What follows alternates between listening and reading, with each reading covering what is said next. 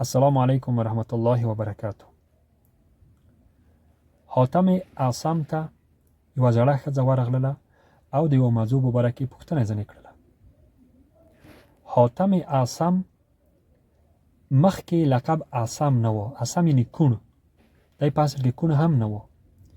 نو دا ښځه ورغلله، زړه ښځه ورغلله او د یوه موضوع په باره کې پوښتنه ځینې کړله. او کله چې دا پوښتنه ځینې کړله، په دو وخت کې د زړې ښځې نه باد خطا شو. نو دا ښځه ډیره وشرمېدله او رنګ یې بیخي زیړ شو. نو حاتم اعصم په پوه شو او حاتم اعصم وغوښتل چې دا ونه شرمي. نو ورته وویل چې مورې دا سوال د لږ په زوره وکړه چې زه واورمه. نو دغه زړې ښځې سوال لږ په زوره وکړه. بیا هم حاتم ورته وویل مورې لږ په زوره ورته وکړه چې زه واورم، زه نه واورمه. نو د زړه ښځه سکویل چې دی کوڼ دی، نه اوري.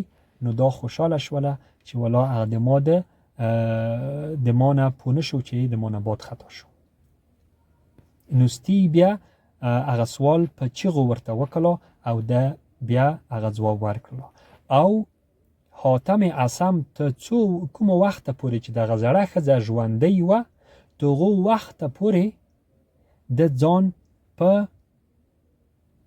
کوڼتوب باندې اچولی و. د به خلکو ته داسې ځان ښکاره کولو لکه زه چې کوڼ یم، لکه دی چې کوڼ دی. دغه وخته پورې چې دغه ښځه ژوندۍ وه، د ځان په کوڼتوب باندې اچولی و.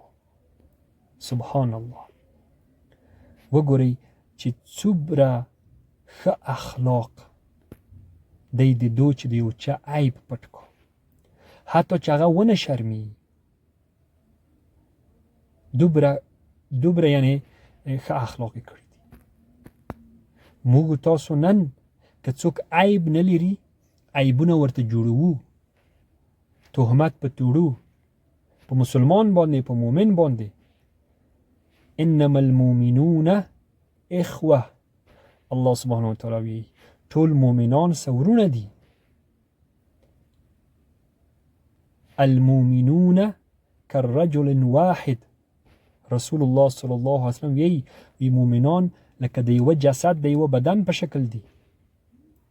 او موږ یو بل ته عیبونه جوړوو، یو بل ته عیبونه پیدا کوو. که عیب نه لري ورته جوړوو یې، پسریښوو یې. عیب نه لري تهمت په توړو، درواغ پسې ویایو. سبحان الله. او دا د رسول الله صلی الله علیه وسلم صحیح حدیث دی چې رسول الله صلی الله علیه وسلم ویلی دي چې د چا نه کله باد خطا شي، تاسو ما پخوندئ. رسول الله صلی الله علیه وسلم منع کړی دی دونه چې تاسو ما پخوندئ.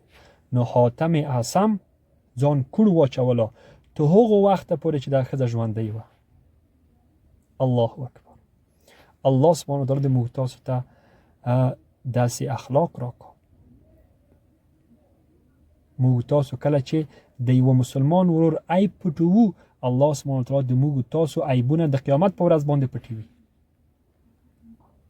د رسول الله صلی الله علیه وسلم حدیث دی کله چې یو مسلمان د بل مسلمان ورور عیب په دو دنیا کې پټ کو، الله سبحانه وتعالی دغه عیبونه په د قیامت په ورځ باندې پټوي. اللهم اهدنا بالاحسن الاخلاق.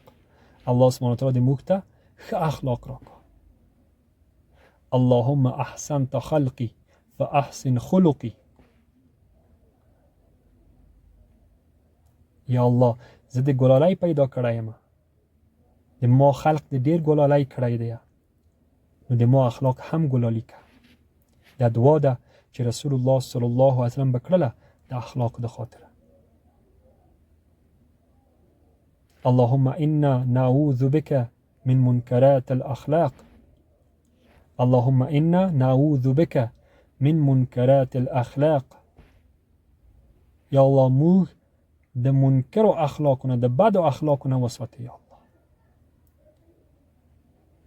سبحانك اللهم وبحمدك اشهد ان لا اله الا انت استغفرك واتوب اليك. السلام عليكم ورحمه الله وبركاته.